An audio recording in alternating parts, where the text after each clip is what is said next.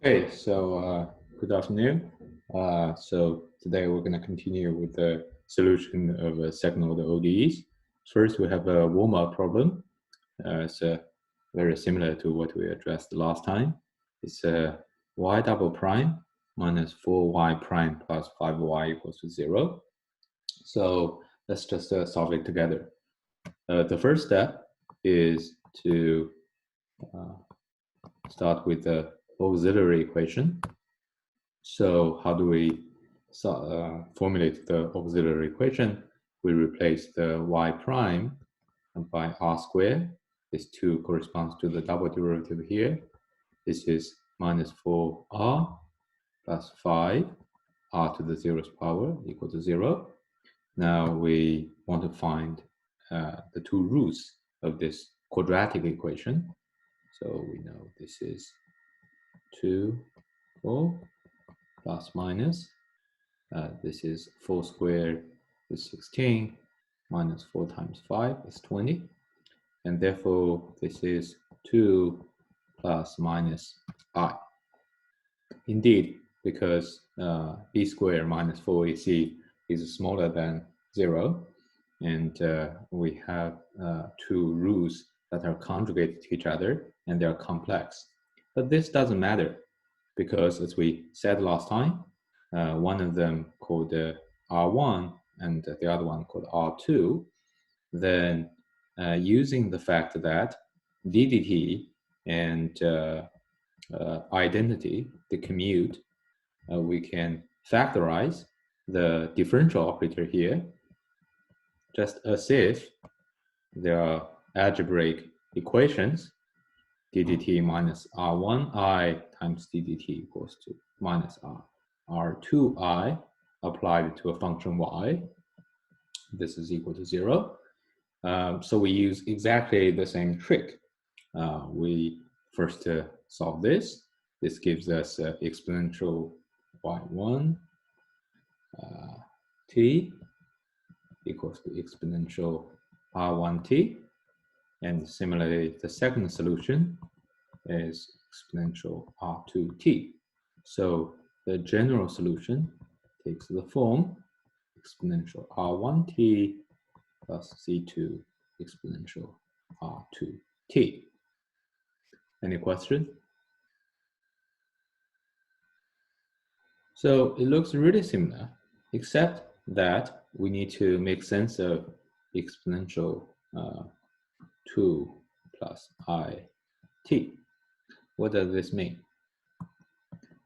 So it has a real part and has an imaginary part.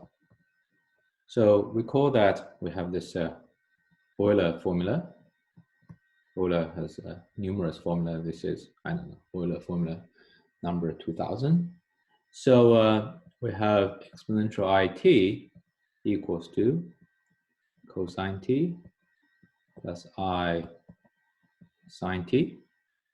So more generally, when we have exponential I beta t with alpha, beta being real numbers, we use exactly the same way. We find that first we have the real part, and then we have the cosine part plus I sine beta t. Okay, so using the Euler formula, we can try to rewrite the general solution.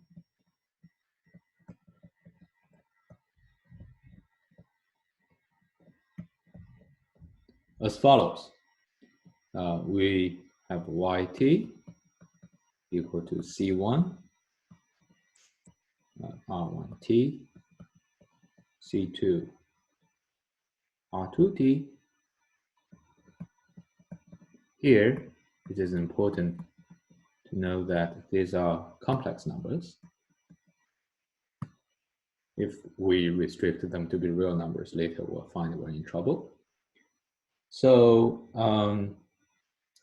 I use the Euler formula. I have, remember here, R1 is 2 plus I. R2 is 2 minus I.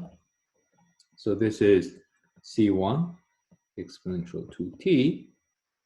We have cosine t plus I sine t plus C2, the same thing, cosine t minus I sine t. So I can collect the terms exponential 2t cosine t.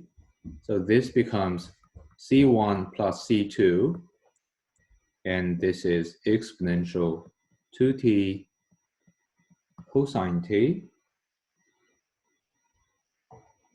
plus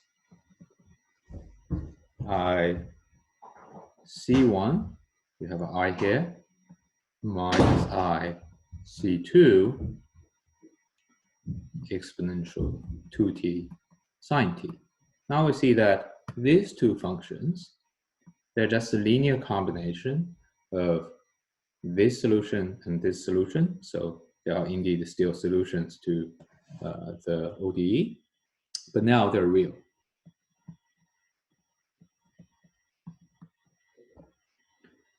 Correspondingly, we can redefine these pre-constants that are supposed to be determined by the initial values, D1 and D2. Because these are real, if the initial condition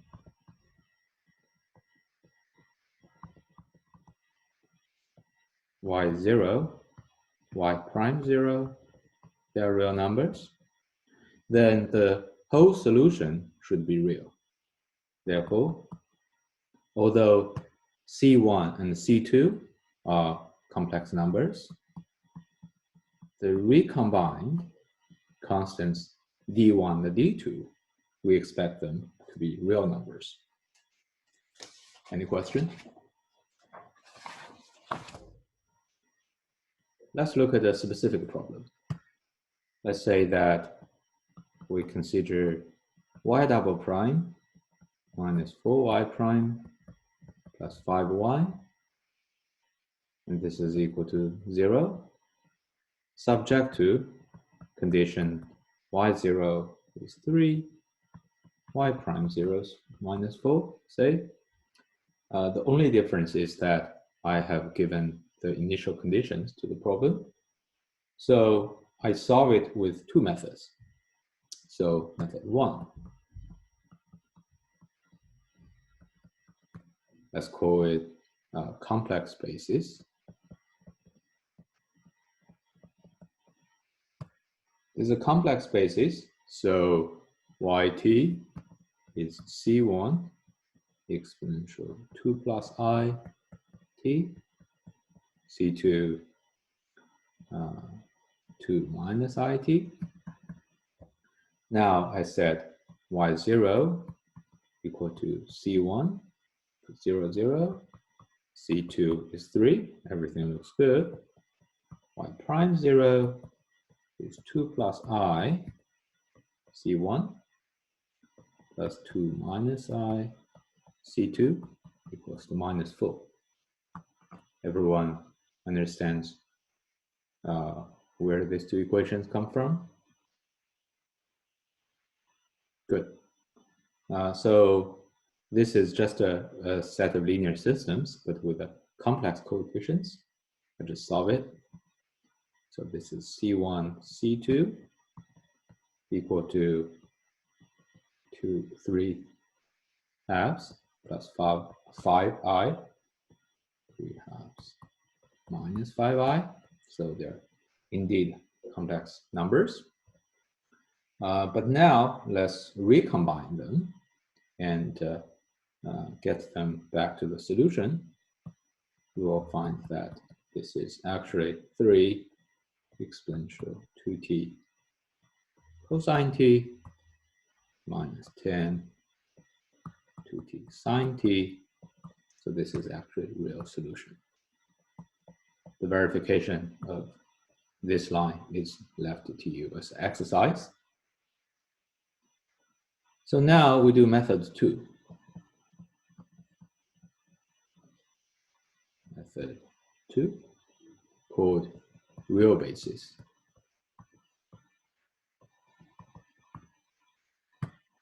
Real basis, we carry on exactly the same way, but change the basis. d1, d2, sine t. Using the previous relation here, d1 equal to c1 plus c2, d2 equals to this, we should be able to directly figure out d1, d2. So let's say that we haven't solved with method 1, so we don't know c1, c2. So we directly plug in the solution, 0, and this d1, 3, d2.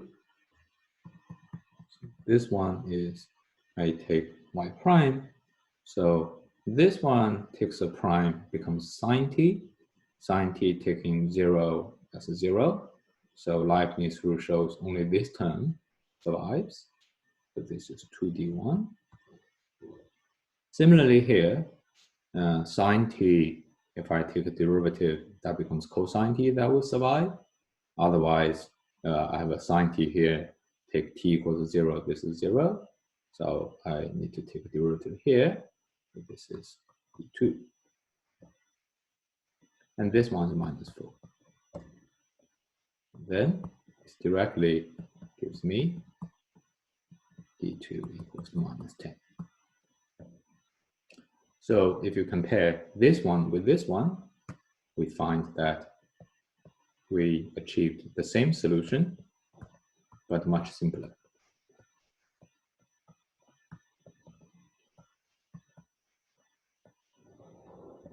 Therefore, if for the complex case, although the two methods are completely equivalent, if we're interested in the real solution, this one takes a slightly more effort to do because you need to find the coefficients in the complex form, and then only when you combine with the complex basis function, the imaginary part, they disappear and you get a real solution. But this one, you directly get the real solution. So this is a recommended approach.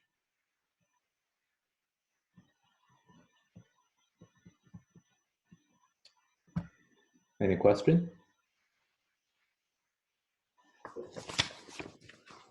So let's briefly review what we have learned so far. We considered second order linear differential equations with constant coefficients. Furthermore, without loss of generality, B, C are real numbers.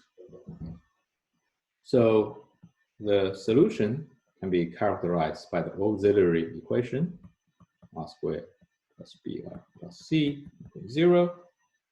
So we can find two solutions, R 1, 2 equal to 2 minus B plus minus B squared minus 4C. So there are three cases, and one is B squared is bigger than 4C. So that wasn't very quick. So one is B squared is bigger than 4C, where R1 and R2, there are two distinct roots.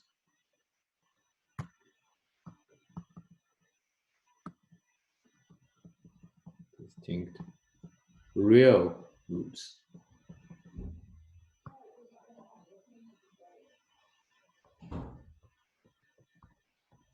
So then I have the two general solutions are exponential y1t and exponential y2t. Second is the case when b squared equal to 4c. In this case, this is 0. Therefore, R1 and R2 are two repeated roots.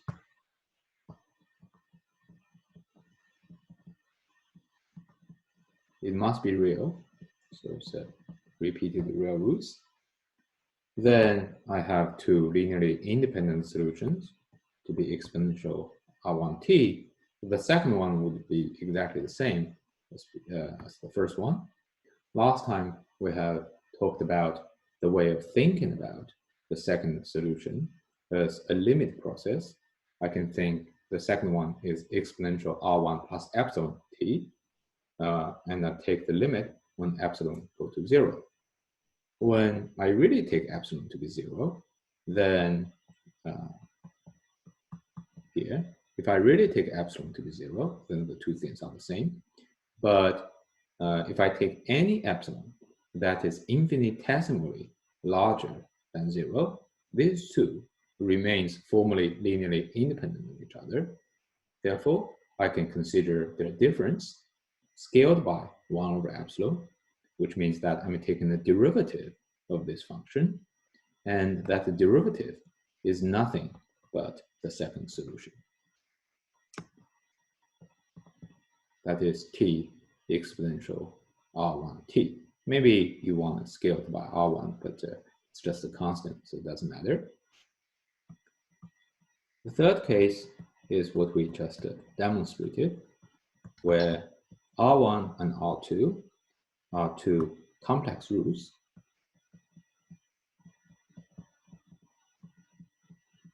that are conjugate of each other.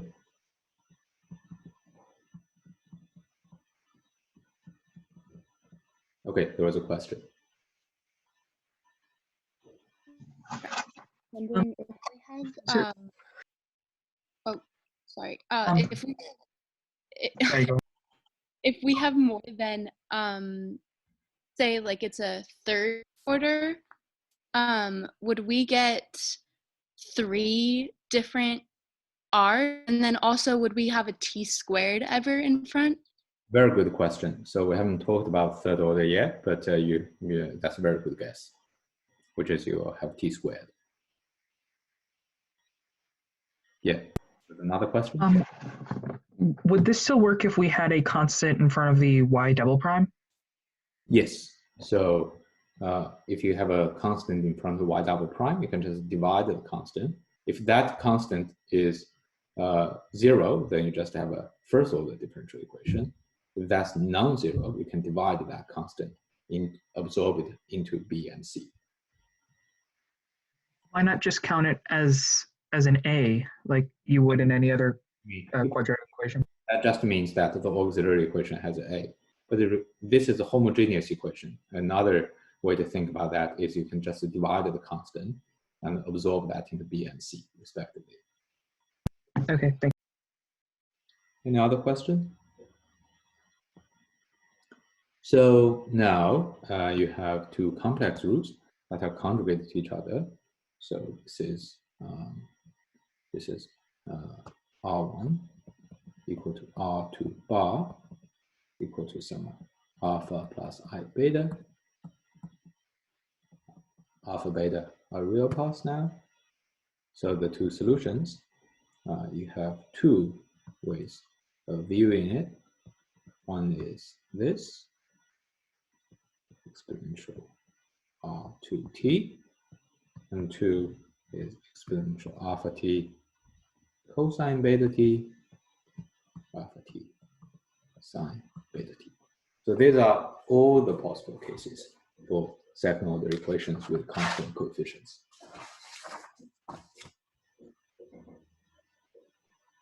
Okay, so the next topic we want to talk about is linear dependence. The idea of linear dependence is really similar, or actually the same as what we learned in chapter 4. We call that we have a space V, which is somewhat informally the vector space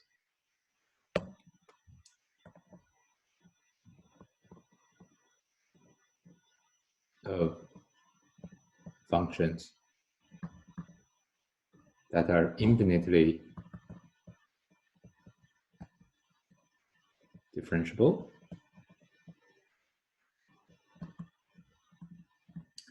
I have two functions that are infinitely differentiable, then their addition and their scalar multiplication is still in the class. So it is you can check the other 1 to 10 conditions. So this is indeed a vector space.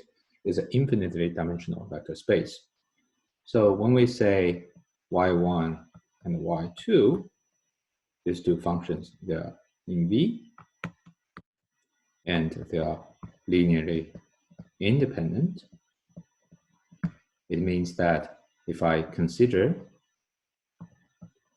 C1y1 plus C2y2 equals 0, we must have C1 equal to C2 equals 0.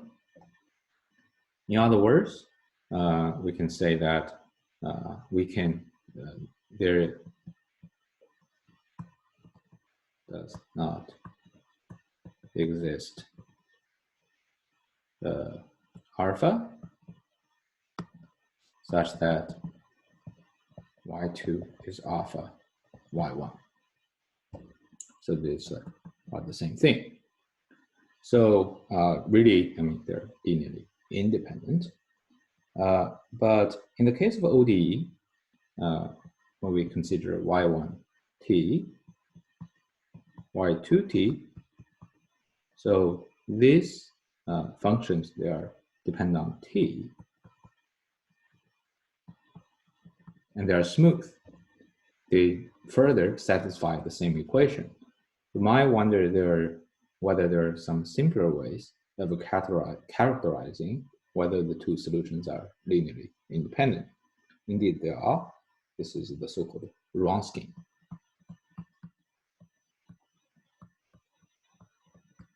So just the name. What it means is if I have y1t, y2t, they belong to V, then the Wronskian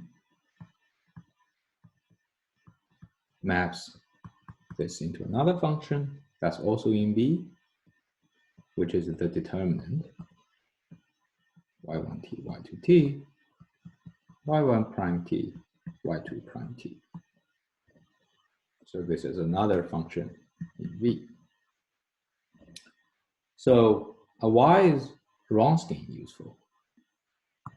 Let's look at the initial value problem.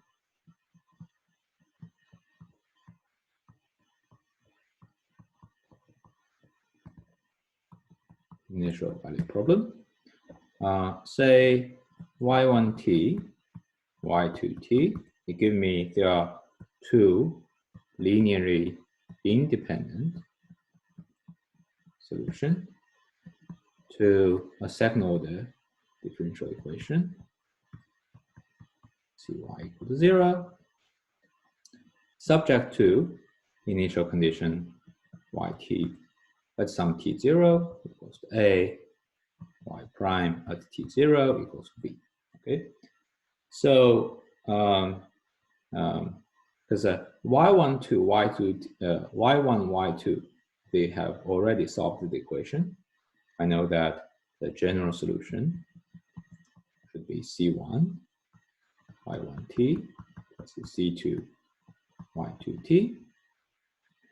So to satisfy the initial condition, I just take t equal to t0. Then I have the following linear system: yt0, y1t0, y2t0, y1 prime t0, y2 prime t0, matrix vector multiplication with a C1, C2 equals to A and B. What I want is the solution should exist for any initial value A, B. Indeed, I mean, you give me any A and B, I should be able to find, I mean, the system should be able to evolve, and therefore there is a solution. Therefore, the ability to solve for any AB, it means that the determinant of this equation should be non-zero, which is exactly Wronski.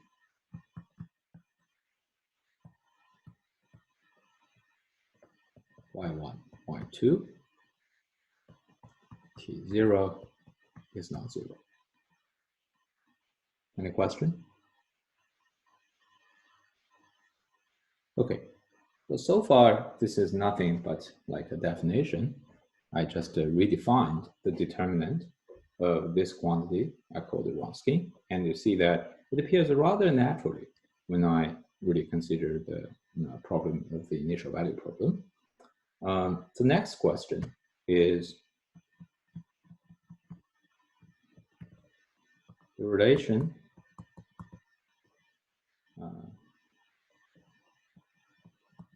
between Wronski Y1, the same Wronski, with 2 times Y1, Y2, T2. Okay, let's say there are 2 different times. Why this is interesting? And this is because intuitively thinking, if Y1 and Y2, they are linearly independent, then I can, it really, if they're already linearly independent, I should be able to solve initial value problem for any T0, which means that if they are linearly independent, we should expect that this Wronski is non-zero everywhere, no matter what kind of T1 T2 you give me. On the other hand, if I really find 2 solutions so that at any point they are already linearly independent, and then I can extend the solution to T bigger than T0 or backward solve to T smaller than T0. So we should expect that we should obtain 2 linearly independent solutions. So in other words, we kind of expect that if the Wronski is non-zero, the determinant is non-zero at one point, then for all T in R, they should be non-zero. So let's look at the example. Still, Y1T is the exponential 2 plus I T, Y2T, 2 minus IT. So we compute the Wronski explicitly. This is the function, the derivative, 2 plus I T, 2 minus I. This one, just compute it. So this is 2 minus I minus I to cancel, 4T minus 2 plus I, 4T, and this is minus 2I, 4T. This one is non-zero for any T in R. So indeed, if I start with 2 linearly independent solutions, the Wronski should not vanish at any point in R. Because if it vanishes, it means that we cannot really solve the initial value problem at that particular T0, which is a contradiction. Any question?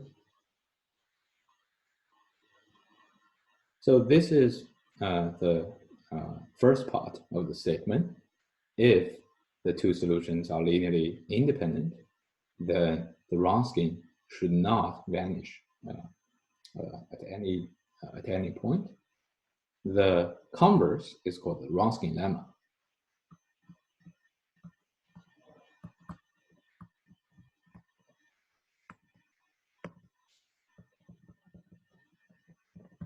So the Wronski lemma says the following: Y1T, Y2T, they are linearly independent solution to the following second order ODE. Then this is equivalent to y1 0, y prime t0. So this is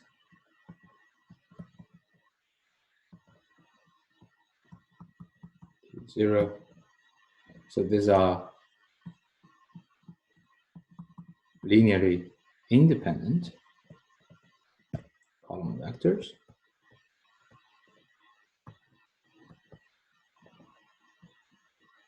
They are at some point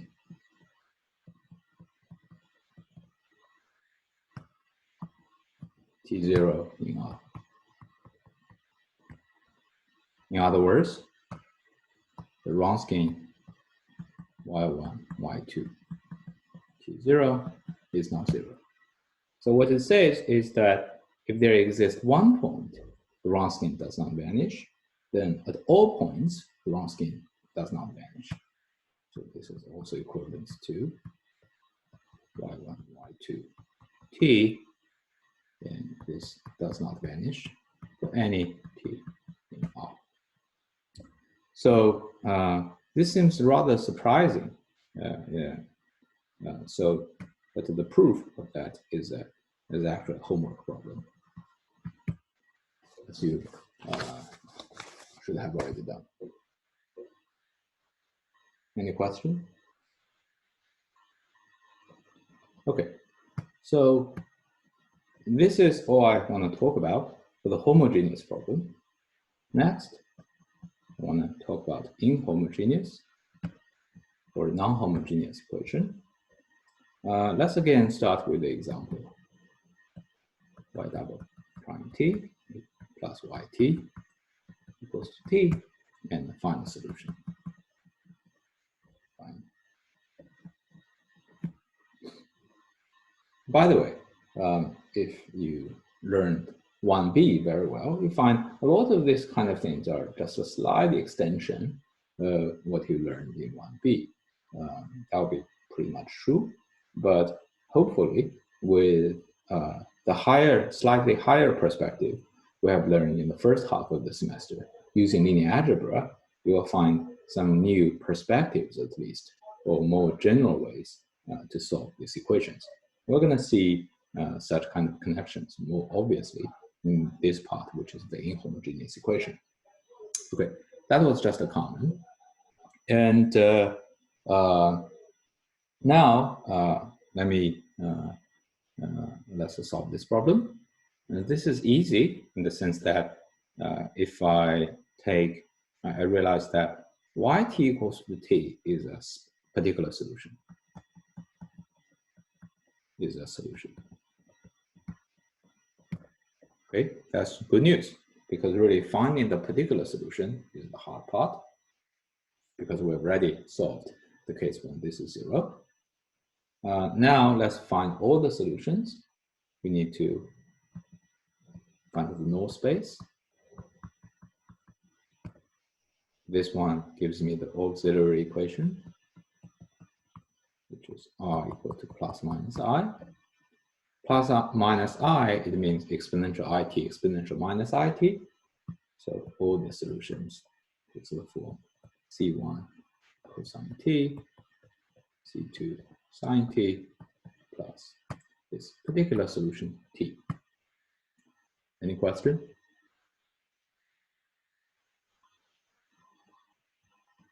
So this is just the example.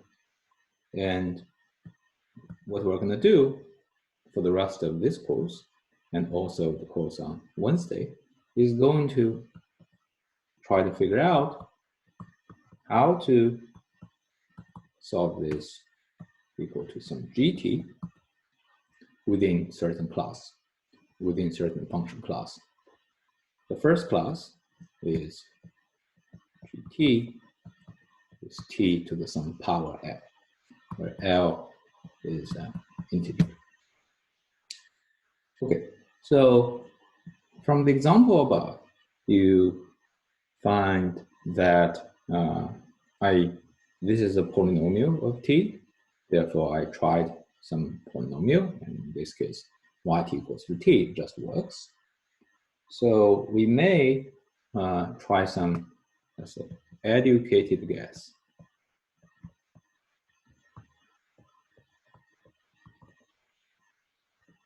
So this educated guess would be the particular solution is again a polynomial. Am, Tm, Am minus 1, Tm minus 1, plus A1T, plus A0, where the remark is that so this A0, Am to be determined,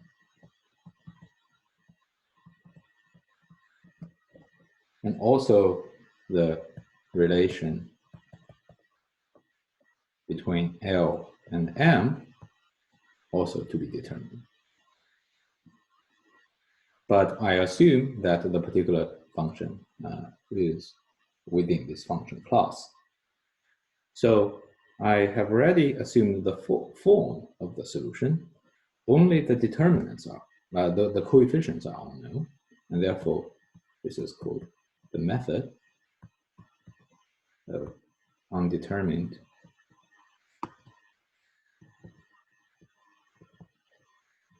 coefficients.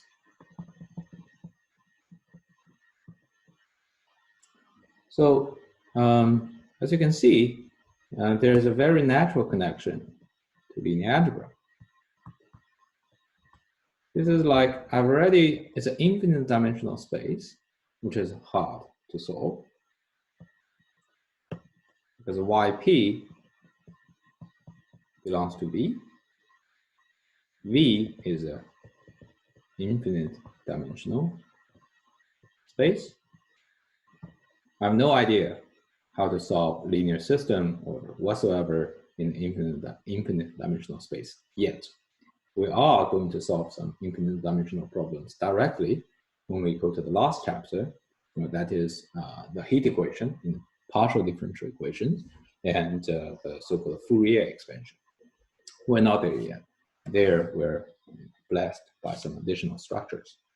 But I want to find finite dimensional representation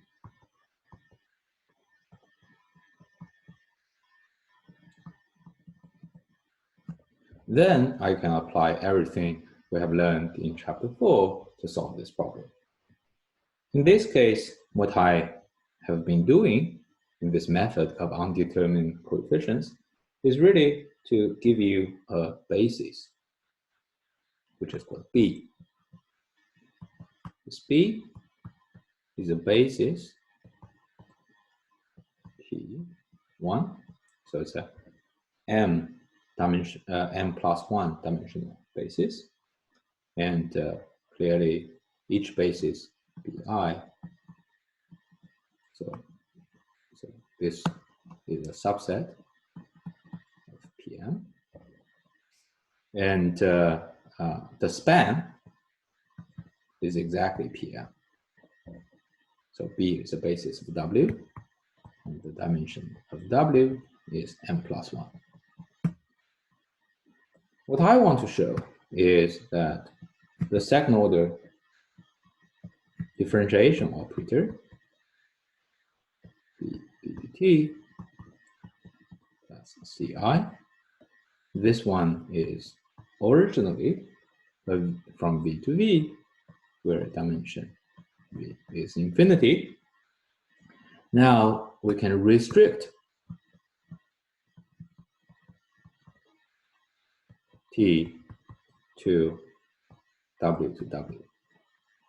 Of course, I want to show that this restriction makes sense, but indeed it makes sense because you take any polynomial in Pm, the second order derivative, first order derivative converts that into a polynomial in Pm minus 1, second order derivative makes that to P minus 2, and their addition is it's closed under addition. So indeed, T can be restricted to W. And therefore, this is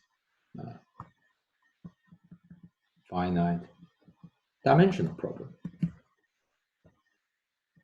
Why do I consider polynomials? Let's recall that this is because our right-hand side is a polynomial, okay?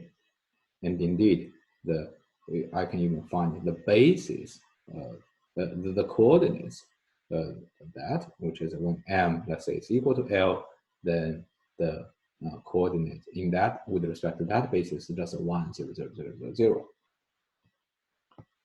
So now I have t going from W to W.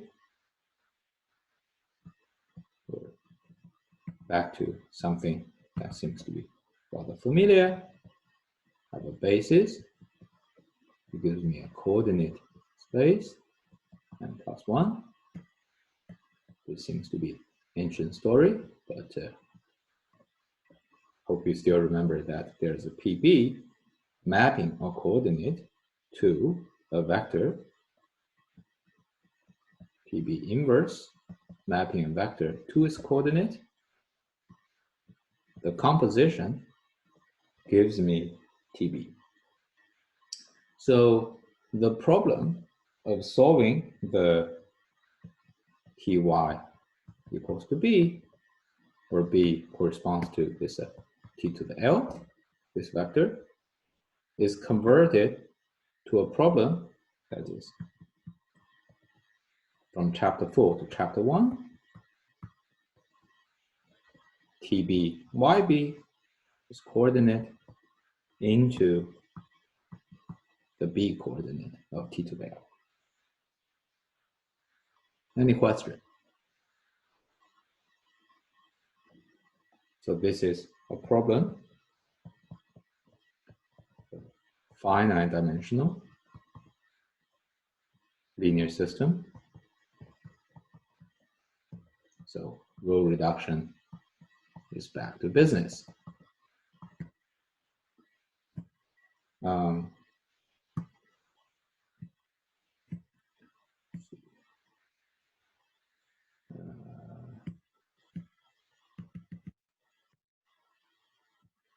How do we do this? So first of all, you might ask like, yeah, so we're gonna come back to a more theoretical question later. Let's just see how this works using an example. Otherwise, it's a little bit abstract. Let's look at this particular example. So now I pick W to be P2. That is L equal to 2, M equal to 2. So B is T squared, and this is T, and this is 1. I want to find TB. How do I find TB? I compute T squared, TT, T1, and write them in the spaces. First of all, TT squared. T squared, this is 2. Then this is 4T. And this is T squared. And so this means TB equal to the first 3 columns. And this is 1, 4, 2. Everyone's following what I'm doing? Good. TT, this is gone. So this is 2. This is T. 0, because that's the coefficient in front of T squared. 1, 2. T1, gone, 1, 0, 0, 1. So this is a this is a lower triangular matrix.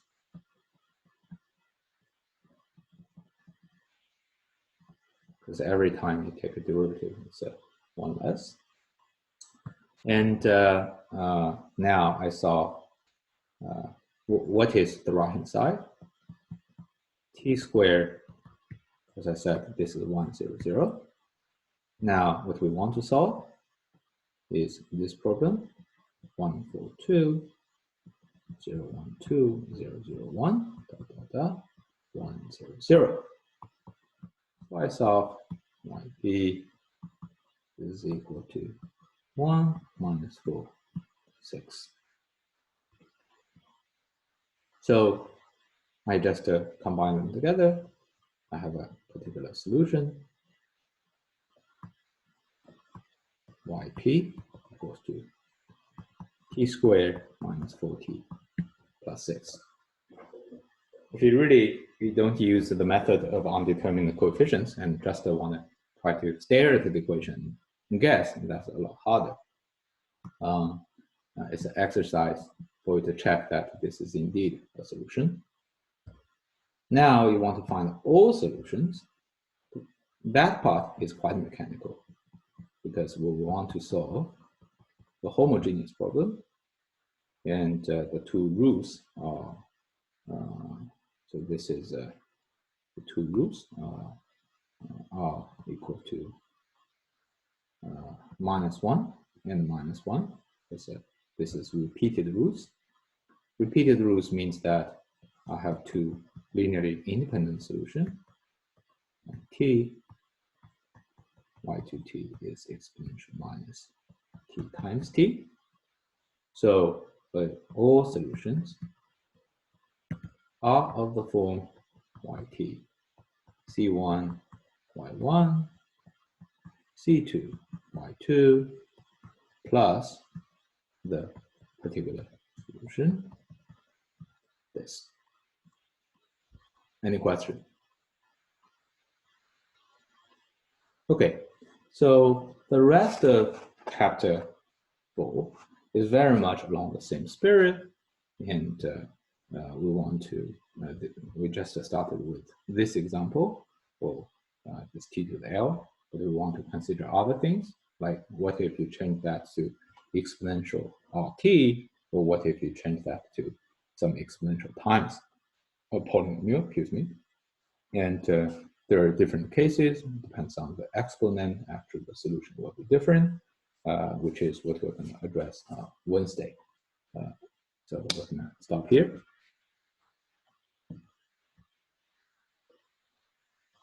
Professor? Yeah. Can you scroll down to the bottom, please?